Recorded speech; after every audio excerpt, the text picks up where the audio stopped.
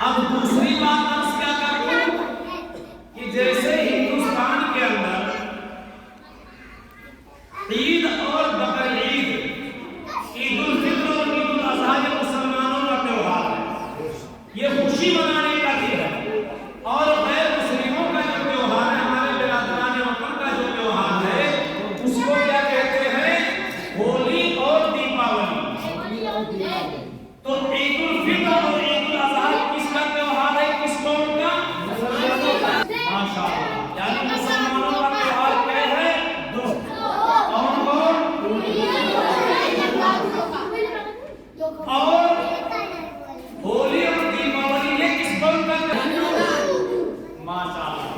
تو آپ کو پتہ چل گیا، لیکن جو 15 اگست اور 26 جنوری ہے یہ نیشنل فیسٹیول ہے۔ کیا ہے یہ؟ ہاں، نیشنل فیسٹیول ہے، راشٹریہ اتسو ہے، راشٹریہ میلہ ہے، اس کو یعنی قومی تہوار کہتے ہیں۔ تو اس تہوار کو یعنی 26 جنوری اور 15 اگست کو ہندو کو بھی منانا چاہیے، مسلمان کو بھی منانا چاہیے۔ اور اسی تعلق سے میں نے قرآن کریم کے 30ویں پارے سورہ والضحیٰ کی آخری آیت کی تلاوت کی ہے، وَعَمَّا بِنِعْمَتِ رَبِّكَ فَحَدِّثْ۔ اور جب اللہ رب العالمین آپ کو کسی نعمت سے سرفراز کرے تو اس کا اظہار ہونا چاہیے۔ تو ظاہر بات ہے جس نے زیادہ محنت کیا ہے اس کو زیادہ خوشی ہونی چاہیے۔ تو اس ملک کے اندر چونکہ قربانی ہمارے آباء و اجداد نے دیا ہے، ہمارے علماء کرام نے دیا ہے، تو سب سے زیادہ خوشی ہمیں اور آپ کو منانا چاہیے۔ اور جیسا کہ ہمارے مفتی صاحب نے، بلکہ میں تو آج کے دن کو اس خوشی سے مناتا ہوں، مائک آپ نہ لگائیں گے، اس کو نہ لگائیں گے، میں الحمدللہ مارے خوشی کہ ہماری آواز اتنی بلند ہے کہ بغیر مائک کے ہی ہماری کو سنا سکتے ہیں۔ تھوڑا سا سلو کر دیجیے آواز کو، اس لیے تو دوسری بات آپ کو میں نے کیا کیا؟ پہلی بات میں نے بتایا کیا آپ کے سامنے؟ 15 اگست اور 26 جنوری۔ تو اس کو ہم نے آپ کو بتایا کہ 15 اگست 1947 کو ہمارا ملک آزاد ہوا، اور 26 جنوری سن 1950 کو جو ہندوستانی قوانین نافذ کیے گئے ہمارے ملک پر، تو 26 جنوری کو، اب جب 26 جنوری آتی تو ہمیں اسے یوم جمہوریہ ماننا چاہیے۔ دوسری بات میں نے بتائی آپ کے سامنے کہ عید الفطر اور عید الاضحیٰ یہ مسلمانوں کا تہوار ہے، اور یہ ہولی اور دیپاولی یہ غیر مسلموں کا تہوار ہے۔ لیکن 15 اگست اور 26 جنوری یہ ہندو اور مسلمان دونوں یعنی پورے ہندوستانیوں کا تہوار ہے۔ اب آئیے آپ کو میں بتاؤں، تیسری بات عرض یہ کرنا ہے کہ آپ لوگ جو یہاں پر تعلیم حاصل کرنے آئے ہو اس مدرسے کے اندر، تو یہاں پر الحمدللہ ثم الحمدللہ کافی انٹلیکچوئل اور پڑھے لکھے لوگ، جیسا کہ بھی آپ مفتی صاحب جو بات بیان کر رہے تھے، اگر آپ نے غور سے سنا ہوگا تو بڑی قیمتی بات اور بڑی کام کی بات ہے۔ انہوں نے پوری تاریخ بیان کی، اور آپ نے مفتی سعید نور اللہ مرقدہ سے لے کر کے کہاں تک جو ہے محدثین کا نام گنایا ہے، غور سے سنا آپ نے؟ ہاں، تو جب مفتی صاحب کوئی کا یا آپ یا اساتذہ جو آپ جس مدرسے میں آئے پڑھنے کے لیے، جب کوئی بات آپ کو بیان کریں تو اس کو بنوان غور سے سنیے اور اس کو اپنے زندگی میں داخل کرنے کی کوشش کیجیے۔ اور چوتھی اور آخری بات بیان کر کے بات کو انشاءاللہ تبارک اللہ ختم کروں گا۔ اور اس بات چوتھی بات کہنے سے پہلے میں پھر ایک بات کو آپ کو ریپیٹ کر دوں تاکہ آپ کے مائنڈ میں بات ریوائنڈ ہو جائے، اور ریوائنڈ ہو کر کے سیو ہو جائے۔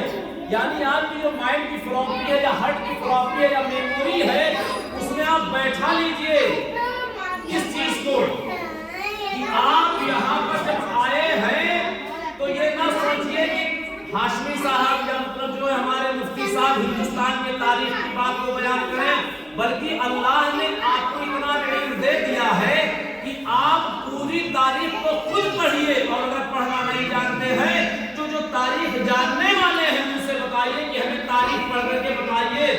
آج افسوس کا مقام یہ ہے کہ ہمارے عالم دین نے ہمارے مسلمانوں کو یہ تاریخ نہیں معلوم ہے کہ قربانی کس نے زیادہ دیا ہے۔ تو میرے دوستو، آپ تمام لوگوں کو میں بتا رہا ہوں ریپیٹ کر کے اس چیز کو کہ آپ لوگ تاریخ کو خود پڑھیے۔ جو آپ کا قریب ٹائم ہے 24 آور کا، اس قیمتی وقت کے اندر آپ مطالعہ کافی کیجئے تاریخ کا۔ اور چوتھی اور آخری بات عرض کر دوں، جیسا کہ مفتی صاحب نے ابھی بیان بھی کیا تھا پہلے، اور پھر میں بیان کر دوں اس بات کو کہ آج پورے دنیا کے اندر لوگ یہ کہتے ہیں کہ مسلمانوں کا اللہ اور مسلمانوں کا رسول، یا قرآن کو مسلمانوں کی کتاب اور حدیث کو مسلمانوں کی کتاب کہتے ہیں۔ تو اس کی یہ باتیں میں دلیل سے سمجھا دوں۔ آپ یہ جان لیجئے کہ اگر کوئی آپ کے سامنے کوئی مسلمان یا کوئی بھی انسان اس بات کو کہے کہ مسلمانوں کا اللہ، تو آپ اس کو اچھے انداز میں سمجھائیے کہ صرف مسلمانوں کا اللہ نہیں ہے۔ اس لیے سورہ فاتحہ کے اندر آپ پڑھتے ہو الحمدللہ رب العالمین۔ کوئی یہ پڑھتا ہے کہ الحمدللہ رب المسلمین یا الحمدللہ رب المؤمنین؟ آپ لوگ کیا پڑھ پاتے ہیں پہلے؟ ماشاءاللہ تبارک اللہ، الحمدللہ رب العالمین۔ اس کا ترجمہ اگر کسی کو معلوم تو ذرا ہاتھ اٹھائیے۔ اس کا ترجمہ جس کو معلوم ذرا ہاتھ اٹھائیے۔ تمام تعریفیں اس اللہ کے لیے ہے جو سارے جہان کا پیدا کرنے والا ہے۔ الحمدللہ رب العالمین کا ترجمہ کیا ہے؟ تو پتہ یہ چلا کہ اللہ تعالیٰ خالی مسلمانوں کا، مومنوں کا نہیں بلکہ ساری دنیا کا اللہ ہے۔ اور اس کے بعد اللہ کے رسول صلی اللہ علیہ وسلم کے بارے میں کیا کہا گیا؟ وَمَا أَرْسَلْنَاكَ إِلَّا رَحْمَةً لِّلْعَالَمِينَ۔ یہ کہا گیا وَمَا أَرْسَلْنَاكَ إِلَّا رَحْمَةً لِّلْمُسْلِمِينَ۔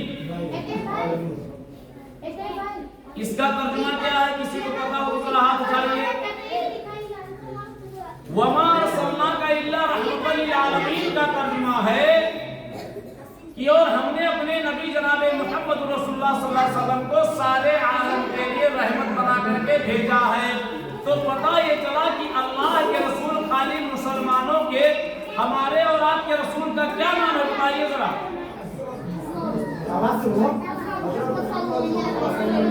بھائی جیسے آپ نعرہ لگاتے ہیں ہندوستان، آپ کے نبی کا کیا نام ہے؟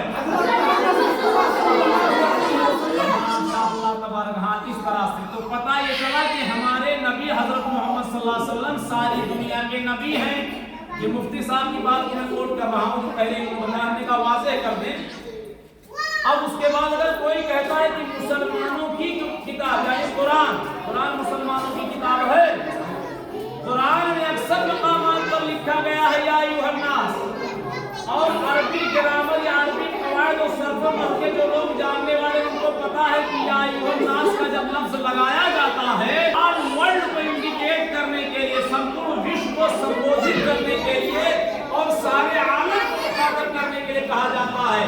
وہاں پر یہ نہیں کہا گیا یا ایھا المکہ یا ایھا المدینہ یا ایھا البریدہ یا ایھا الیاس یا ایھا القصیم یا ایھا الہند یا ایھا الیامین، یہ نہیں کہا گیا بلکہ کہا گیا یا ایھا الناس انا خلقناکم من ذکر وانثى وجعلناکم شعوبا وقبائل لتعارفوا ان اکرمکم عند اللہ اتقاکم۔ تو پتہ یہ چلا کہ قرآن سارے انسانوں کی کتاب ہے، جو دنیا اور آخرت کی کامیابی چاہتا ہے اس کی کتاب قرآن ہے۔ اور پھر اللہ کے رسول صلی اللہ علیہ وسلم فرمایا یا ایھا الناس قولوا لا الہ الا اللہ تفلحوا۔ اس بات کو آپ نے مکہ میں کہا تھا، لیکن کہہ سکتے تھے یا ایھا القبیلۃ یا ایھا المکہ، لیکن آپ نے کہا یا ایھا الناس، یعنی پورے دنیا کے انسانوں کو مخاطب کر کے کہا اے لوگوں تم اس بات کی گواہی دو کہ اللہ ایک ہے، کامیاب ہو جاؤ گے۔ تو آپ کے سامنے میں نے کتنی باتیں بیان کی ہیں؟ کون کون کوئی بتا سکتا ہے؟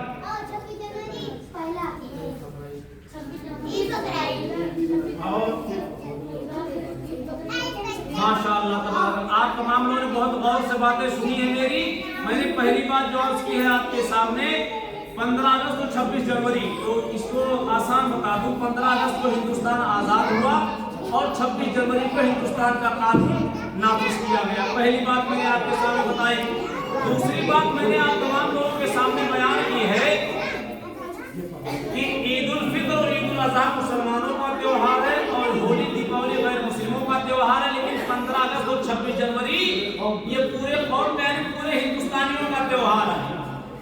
یہی بات میں نے آپ تمام لوگوں کے کیا ہے کہ آپ لوگ مدرسہ عبداللہ ابن مسعود میں پڑھتے ہیں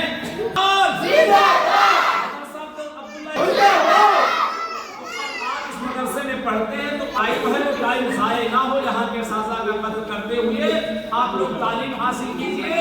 اور چوتھی اور آخری بات میں نے آج تمام لوگوں کے سامنے کیا بیان کیا ہے؟ چوتھی اور آخری بات آپ کے سامنے بیان کیا ہے کہ اللہ اور رسول ساری دنیا کے لیے ہے، اور قرآن اور حدیث ساری دنیا کے انسانوں کے کامیابی کی کتاب ہے۔ آپ لوگ اس کا ضرور مطالعہ کریں۔ اب 4 بند کے ساتھ میں اپنی بات کو ختم کرتا ہوں۔ یہی ہے آرزو فیضان قرآن ہو جائے، ہر ایک پرچم سے اونچا پرچم اسلام ہو جائے۔ تمنا ہے کہ اس دنیا میں کوئی کام کر جاؤں، اگر کچھ ہو سکے